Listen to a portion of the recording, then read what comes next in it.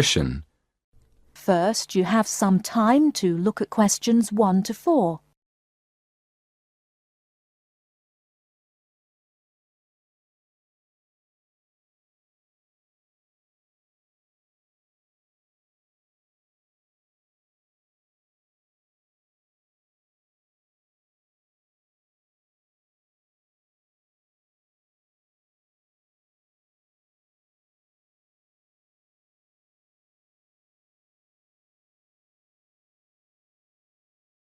Listen carefully and answer questions 1 to 4. Good afternoon.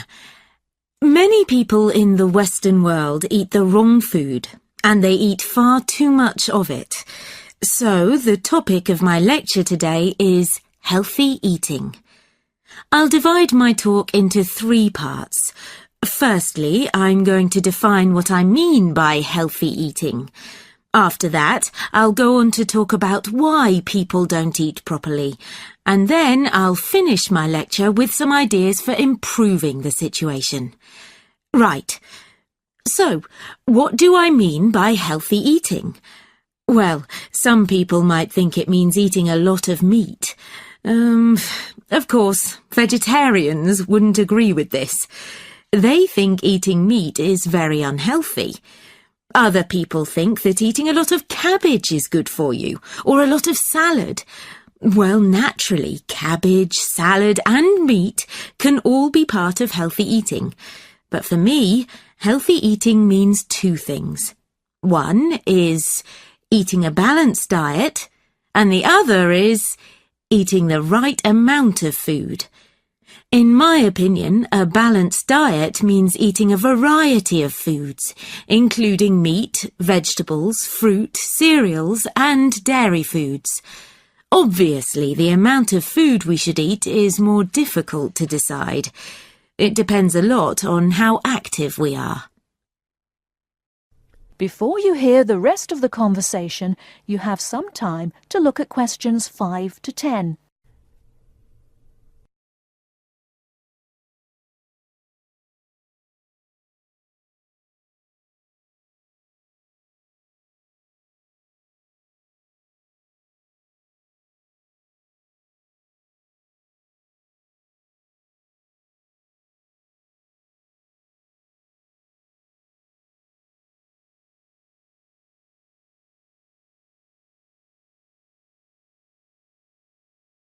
Now listen and answer questions 5 to 10.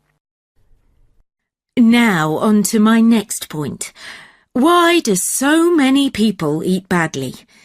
Well, let's look first at having a balanced diet. To have a balanced diet, you have to plan your meals in advance and then buy the right food, and then take time to cook it properly. But these days people are so busy working that they don't have time to go shopping, so they end up buying fast food at the last minute. Another reason people don't eat well nowadays is that it's actually cheaper to buy food already prepared in a packet. So people who haven't got much money will buy packet food rather than cook something fresh. And a final reason why people don't eat healthily is that they don't know how to. In my opinion, schools don't do nearly enough to educate their pupils in healthy eating habits. Now listen and answer questions 8 to 10. And now to my 3rd and last point. What can we do to solve the problem? Well, I think it can be solved by 3 main groups: families, schools, and the government. To start with, parents should make sure their children have a healthy diet. Secondly, a lot of schools have self-service machines where their pupils can buy soft drinks, crisps, sweets and chocolates. I think schools should change what they sell in these machines. Another thing schools can do is make sure that the food they serve in their canteens is fresh and well balanced. And to finish, I'll briefly mention 2 of the measures I think the government should take to encourage healthy eating. One is to limit advertising unhealthy food, and the other is to spend more money on educating the public about the benefits of a healthy diet. In my next lecture, I'll go into more detail about them. That is the end of part 1. Now turns to part 2. Part 2. You will hear a talk about young people living on their own. Listen carefully and answer questions 11 to 12.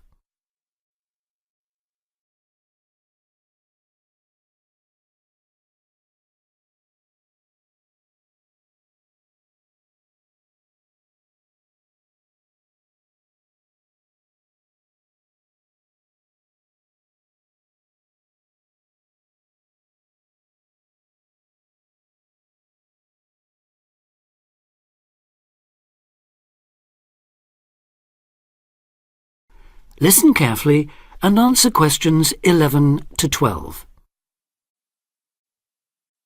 Loneliness is something we all suffer from in varying degrees, but young people living on their own can be particularly vulnerable.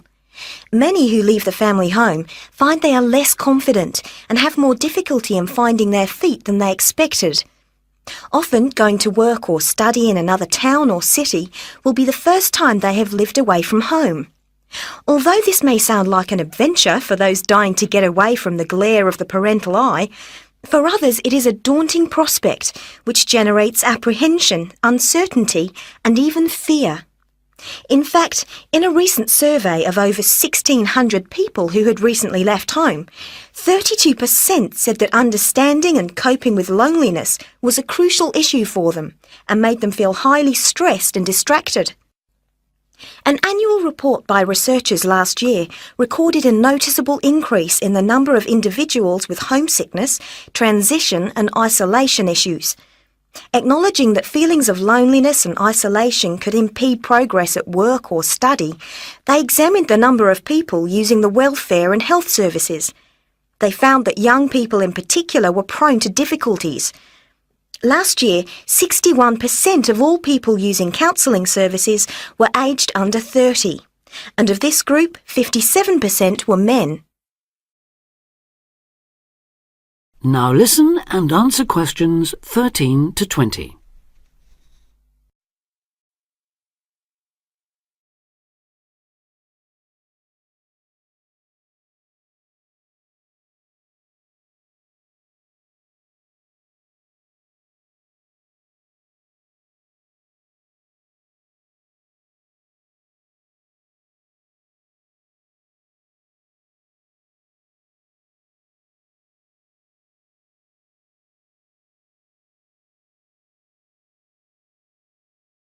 Now listen and answer questions 13 to 20. Leaving home involves a major change in lifestyle, work patterns and degree of independence. You will be away from home, family and friends and are no longer supported by familiar surroundings. For this reason, in the first year a lot of young people suffer from loneliness. Ironically, this sense of isolation comes at a time when you are likely to be surrounded by people most of the time. Living in a busy city, travelling on crowded buses and trains, you will be constantly among people. But this can sometimes compound your sense of being alone. Seeing others who appear at ease among large crowds, mingling and making friends, can make you feel excluded and inadequate. Adapting to a new environment makes people uncertain of what to do or how to behave and breeds insecurities which can make for a real sense of isolation. It is often those who are more used to being on their own who deal best with the transitional period of leaving home. Other reasons for feeling alone include high expectations of the big city where you have the best time of your life and meet lifelong friends. It may be the first time you have had to make new friends since you started primary school, and perhaps you are reluctant or finding it hard to replace old friends whom you miss. There are also pressures to juggle work and socialising, which may leave you feeling left out. Or it could be that you have a long-distance relationship and feel torn between your new lifestyle and that special person who lives so far away. Because loneliness can leave you with a sense of low self-esteem, where you become self-conscious and feel you have been rejected, it is very difficult to overcome. You may be reluctant to even try and make new friends or take part in social activities, and will also find it difficult to say no to things, leaving you feeling exploited and weak. One of the ways of combating loneliness is to remember that it's not your fault, and that it's something everyone has to deal with, despite appearances. Counsellors advise those feeling lonely to speak to someone they know about their feelings. They also ask them to consider joining groups and societies, and to get involved in activities which interest them as a way of meeting more people. Of course, overdoing it and jamming your schedule with too many things just to avoid being alone will not work. But meeting others with common interests may be a step forward. If you still feel like you need someone to talk to, you could try group counselling, where you will be able to talk to and receive support from a small number of people with the same difficulties as you. For more information, or to be put in touch with an individual counsellor, contact the local town hall support services. That is the end of part 2. Now turns to part 3. Part 3. You will hear a tutor and 2 students discussing the best ways to study. First, you have some time to look at questions 21 to 25.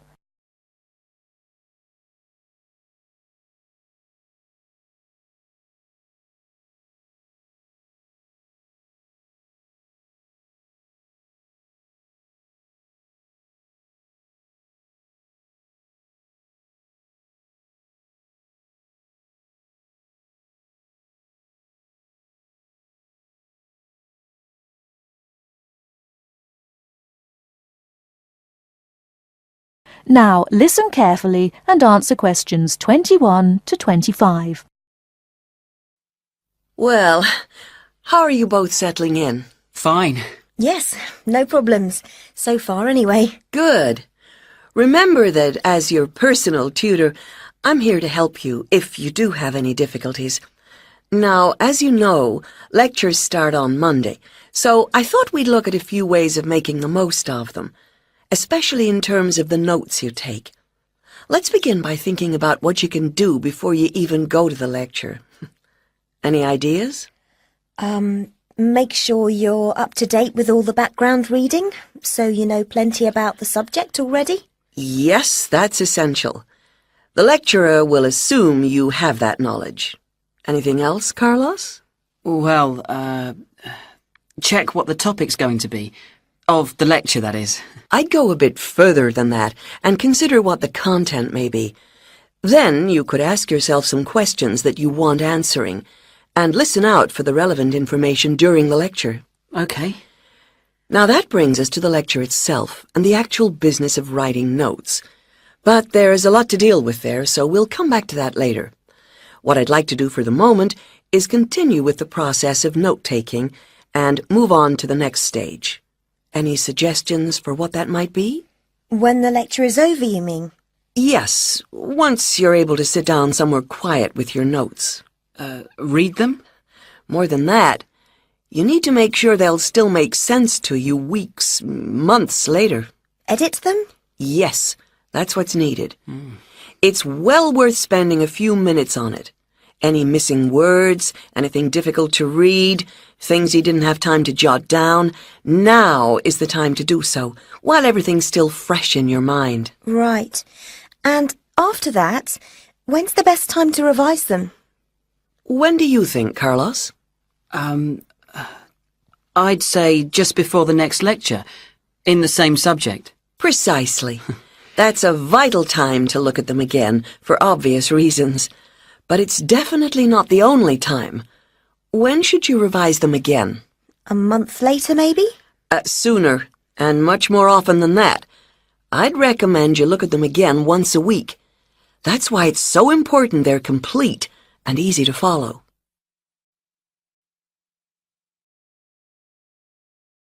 Before you hear the rest of the talk, you have some time to look at questions 26 to 30.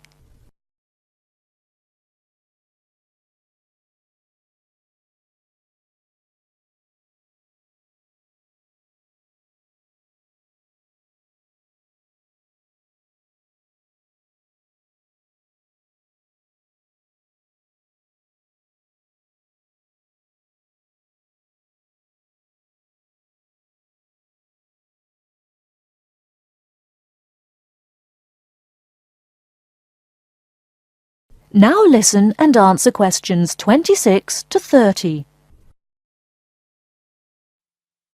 Right. Let's go back to note-taking and begin with the basics before the lecture has even started. What should you do when you walk into the room? Get a good seat, at the front if you can, where you can hear clearly and avoid distractions. Yes, though obviously others will have had the same idea, so it's as well to get there a bit early. So, when the lecture's underway and you're busy jotting things down, what should you try to ensure? That you're getting all the main points. And what if you don't catch something you know must be important? I'd leave a space. Then I could check it later, perhaps by asking a question at the end and fill it in afterwards. That's an excellent way to deal with it, yes. And there's something else I'd like to mention here. Talking about going through notes afterwards, it's absolutely vital that what you write is legible for one very good reason. It saves time. You'll waste many hours during the course if your revision is held up because you can't read what you've written. Okay, what else can we do to make listening and note-taking more efficient? Well, I always listen out for signpost words. Sorry, what are they? They're the ones lecturers use to say where they're going. A bit like a signpost at a road junction, I suppose. Things like, the first reason is, however, to sum up, and so on. Yes, they can tell you when something important is coming, and help you organize your notes, too. Is there anything else you can add, Carlos? There's something I think's very useful, but it's later, after the lecture is finished. Yeah, that's fine. Go on. Well, what I do is go through what I've written down, summing up the main points in a few words in the margin, on the left-hand side of the page.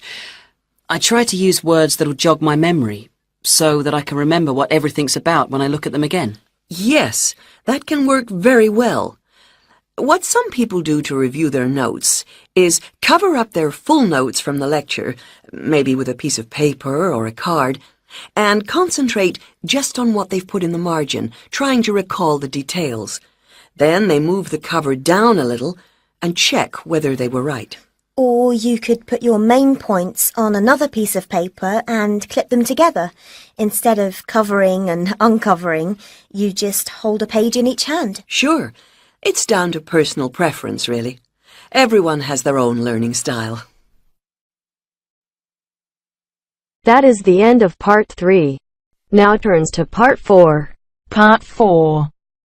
Listen to the following lecture about lightning. First, you have some time to look at questions 31 to 40.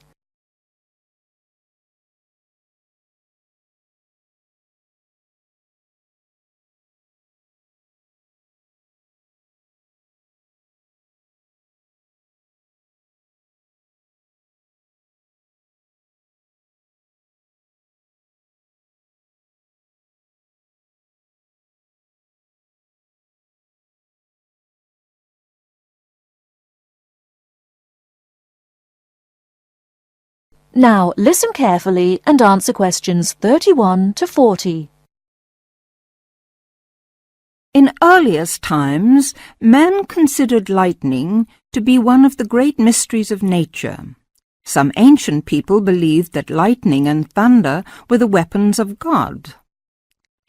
In reality, lightning is a flow of electricity formed high above the earth. A single flash of lightning 1.6 kilometers long has enough electricity to light 1 million light bulbs. The American scientist and statesman Benjamin Franklin was the first to show the connection between electricity and lightning in 1752. In the same year, he also built the first lightning rod. This device protects buildings from damage by lightning. Modern science has discovered that one stroke of lightning contains more than 15 million volts. A spark between a cloud and the earth may be as long as 13 kilometers and travels at a speed of 30 million meters per second. Scientists estimate that there are about 2,000 million flashes of lightning per year. Lightning hits the Empire State Building in New York City 30 to 48 times a year. In the United States alone, it kills an average of 1 person every day. The safest place to be in case of an electrical storm is in a closed car. Outside, one should go to low ground and not under trees. Also, one should stay out of water and away from metal fences. Inside a house, people should avoid opening doorways and windows and not touch wires or metal things. With lightning, it is better to be safe than sorry. That is the end of part 4. You now have half a minute to check your answers.